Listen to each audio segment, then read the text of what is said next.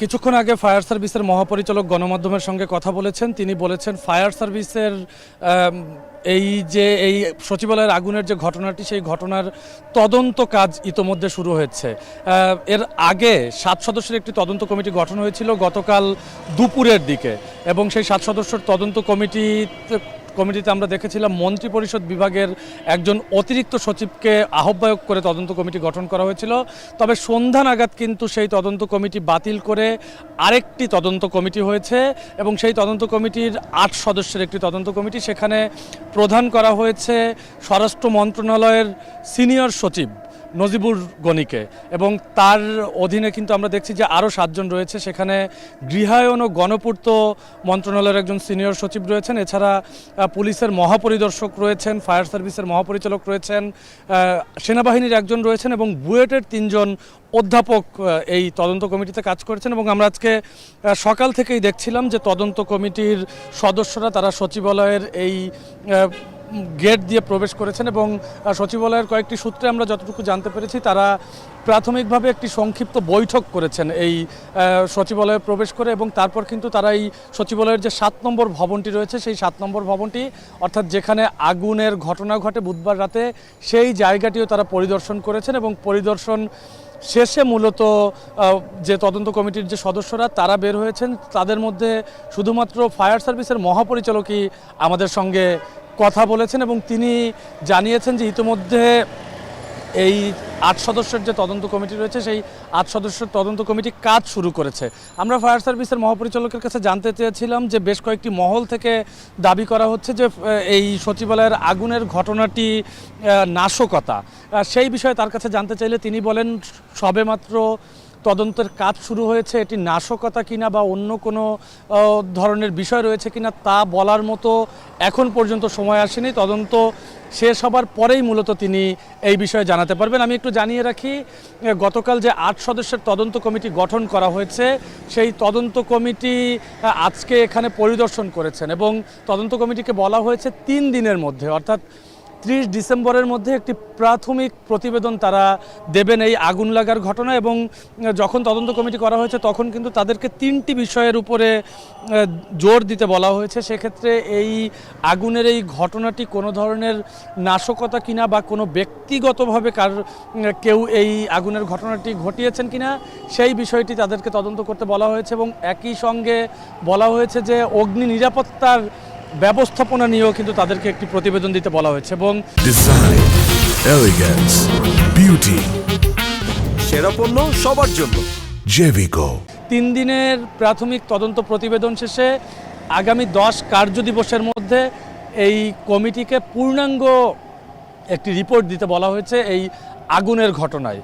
আমি জানাচ্ছিলাম গত বুধবার রাতে মধ্যরাতে সচিবালয়ের এই 7 নম্বর ভবনে আগুন লাগে, এবং ফায়ার সার্ভিসের প্রথমে 6টি, পরে 8টি, এবং ধীরে ধীরে কিন্তু মোট 19টি ইউনিট এই আগুন নেভানোর কাজ শুরু করে, এবং এই আগুন নেভাতে তাদের প্রায় 10 ঘন্টার মতো সময় লেগেছে। এবং এই সচিবালয়ের যে সামনের যে সড়কটি রয়েছে, সেই সড়কে একজন ফায়ার ফাইটারের মৃত্যুর ঘটনাও কিন্তু আমরা দেখেছি। তিনি যখন পানি সরবরাহের পাইপ নিয়ে রাস্তা পারাপার হচ্ছিলেন, তখন কিন্তু একটি ট্রাক এসে তাকে চাপা দিয়ে যায়, এবং তিনি ঘটনাস্থলেই মারা যান, এবং পরবর্তীতে তার জানাজাও কিন্তু ফায়ার সার্ভিসের যে অফিসটি রয়েছে সেই অফিসও হয়েছে। গতকাল এই ঘটনার পরিপ্রেক্ষিতে বেশ কয়েকজন উপদেষ্টা, বেশ কয়েকটি রাজনৈতিক দল সচিবালয় পরিদর্শন করেছেন। উপদেষ্টা বিশেষ করে যারা বৈষম্য বিরোধী ছাত্র আন্দোলনের নেতা ছিলেন এবং পরবর্তীতে উপদেষ্টা হয়েছেন, আসিফ মাহমুদ এবং নাহিদ ইসলামও কিন্তু এই ঘটনাস্থল পরিদর্শন করেছেন। সেক্ষেত্রে তারাও একই দাবি করছেন। তারা বলছেন যে হঠাৎ করে সচিবালয়ে আগুন লাগার ঘটনা কোনো নাশকতা কিনা সেই বিষয়টি সরকারের পক্ষ থেকে কঠোরভাবে তদন্ত করা হবে। এবং পরবর্তীতে কিন্তু আমরা দেখেছি যে প্রধান উপদেষ্টার প্রেস সচিব তিনিও গতকাল সন্ধ্যায় ফরেন সার্ভিস একাডেমিতে একটি প্রেস ব্রিফিং করেন। সেখানেও তিনি জানিয়েছেন যে এই ঘটনাকে সরকার হালকাভাবে দেখছে না, এবং এই ঘটনার যত রকম তদন্ত করা দরকার সেই তদন্তও কিন্তু করা হবে। প্রেস সচিবের সঙ্গে উপস্থিত ছিলেন 3 জন উপদেষ্টা, সেখানে স্বরাষ্ট্র উপদেষ্টাও উপস্থিত ছিলেন। স্বরাষ্ট্র উপদেষ্টা বলেছেন ইতিমধ্যে এই সচিবালয়ের যত সিসি ক্যামেরা ছিল সেই সিসি ক্যামেরার ফুটেজ সংগ্রহ করা হয়েছে এবং সেই ফুটেজ বিশ্লেষণ করেও কিন্তু এই তদন্ত কমিটি কাজ করবে বলে তিনি জানিয়েছেন। এছাড়া গতকালকে এবং আজকে সকাল থেকে আমরা দেখছিলাম যে সিআইডির ক্রাইম সিনের সদস্যরা তারা এই ক্ষতিগ্রস্ত যে ভবনটি রয়েছে সেই আগুনে পোড়া ভবনটির বিভিন্ন তলায় তারা গিয়েছেন। তারা সেখানে তাদের যে আনুষঙ্গিক বিষয়াদি রয়েছে সেই বিষয়াদিগুলো পরীক্ষা নিরীক্ষা করে কিন্তু তারা দেখছিলেন, যদিও তারা গণমাধ্যমের সঙ্গে এখন পর্যন্ত কথা বলেনি।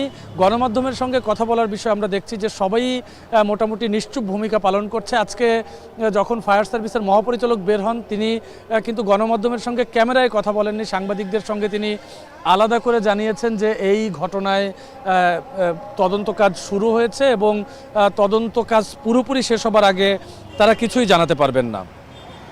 তবে এখানে যারা রয়েছে, সচিবালয় সংশ্লিষ্ট যারা রয়েছে বা সাধারণ মানুষ যারা রয়েছে, তারা কিন্তু একটি বিষয়ে বেশ উদ্বেগ প্রকাশ করেছে। তারা জানিয়েছেন যে গতকাল দুপুরের দিকে মন্ত্রিপরিষদ বিভাগের অতিরিক্ত সচিব মোহাম্মদ খালিদ রহিমকে আহ্বায়ক করে যে 7 সদস্যের তদন্ত কমিটি গঠন করা হয়েছিল, তার প্রায় 3 থেকে 4 ঘন্টা পরেই সন্ধ্যা 7টা সাড়ে 7টার দিকে আবার নতুন করে একটি তদন্ত কমিটি গঠন করা হয়েছে। কেন নতুন তদন্ত কমিটি, সেই বিষয়টি নিয়ে কিন্তু অনেকেই বেশ শঙ্কার কথা জানিয়েছেন। তারা বলছেন যে প্রাথমিকভাবে একটি কমিটিকে দায়িত্ব দেওয়ার পরে পরবর্তীতে আবার কেন কমিটি পরিবর্তন করা হলো, সেই বিষয়টি নিয়ে তারা বলেছেন যে এই বিষয়টিতে সরকারের আরও সমন্বিত উদ্যোগের দরকার ছিল বলেও কিন্তু সাধারণ মানুষ যারা রয়েছে তারা আমাদেরকে বলছেন। এবং নতুন যে 8 সদস্যের তদন্ত কমিটি হয়েছে সেখানে আমরা দেখছি যে স্বরাষ্ট্র মন্ত্রণালয়ের সিনিয়র সচিব নাসিমুল গনিকে প্রধান করা হয়েছে এবং এই কমিটিতে আরও রয়েছেন পুলিশের মহাপরিদর্শক বাহারুল আলম, গৃহায়ন ও গণপূর্ত মন্ত্রণালয়ের সচিব হামিদুর রহমান খান এবং বাংলাদেশ প্রকৌশল বিশ্ববিদ্যালয় অর্থাৎ বুয়েটের 3 জন অধ্যাপককেও কিন্তু এখানে রাখা হয়েছে এবং যারা এই আগুনের ঘটনা সংশ্লিষ্ট।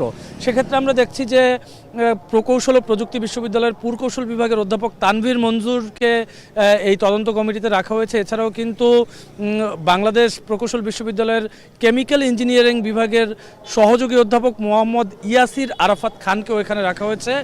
একই সঙ্গে ইলেকট্রিক্যাল অ্যান্ড ইলেকট্রনিক্স ইঞ্জিনিয়ারিং বিভাগের সহযোগী অধ্যাপক ইয়াসির আরাফাতকেও এই তদন্ত কমিটিতে রাখা হয়েছে। এছাড়া সেনাবাহিনীর একজন সদস্য এই তদন্ত কমিটিতে রয়েছেন, তিনি ঢাকা সেনানিবাসের commandant CMDT brigadier general Mahbubur Rahman Russell এবং ফায়ার সার্ভিসের মহাপরিচালক যিনি রয়েছেন তাকেও এই তদন্ত কমিটির সদস্য করা হয়েছে।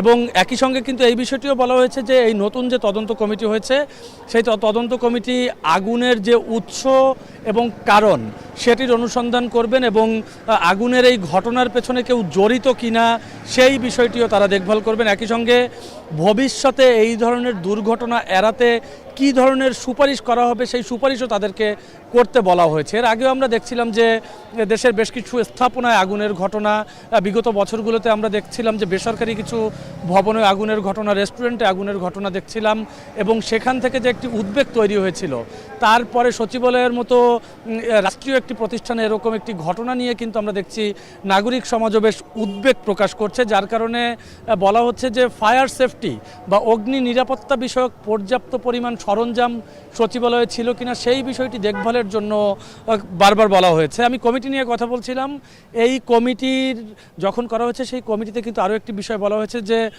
কমিটি যদি প্রয়োজনে এক বা একাধিক অন্য কোনো সদস্যকে নিতে চায় বা তারা যদি সংশ্লিষ্ট কাউকে মনে করে যে এই কমিটির সঙ্গে যুক্ত করতে হবে সেই বিষয়টিও কিন্তু তারা যুক্ত করতে পারেন তদন্ত কমিটিতে। তবে এই তদন্ত কমিটিকে যেহেতু বলা হয়েছে 30 ডিসেম্বরের মধ্যে একটি প্রাথমিক রিপোর্ট দিতে এবং আগামী 10 কার্যদিবসের মধ্যে পূর্ণাঙ্গ রিপোর্ট দিতে, সেক্ষেত্রে সবাই মূলত অপেক্ষা করছে যে তদন্ত কমিটির প্রতিবেদনে কি আসে। কারণ বাংলাদেশে তদন্ত কমিটি হয় আগুনের পরে, কিন্তু সেই তদন্ত কমিটির কোনো প্রতিবেদনে কিন্তু জনসম্মুখে প্রকাশ করা হয় না। সেক্ষেত্রে নাগরিক সমাজ এবং সাধারণ নাগরিক যারা রয়েছেন তারা চাইছেন যেন এই তদন্ত কমিটির রিপোর্টটি প্রকাশ করা হয়, তারা যেন জানতে পারে এই আগুনের ঘটনাটি নিছক দুর্ঘটনা নাকি নাশকতা।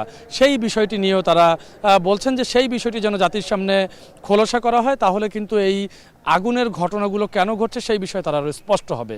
এই ছিল সচিবালয়ের সামনে থেকে আমার কাছে সব শেষ।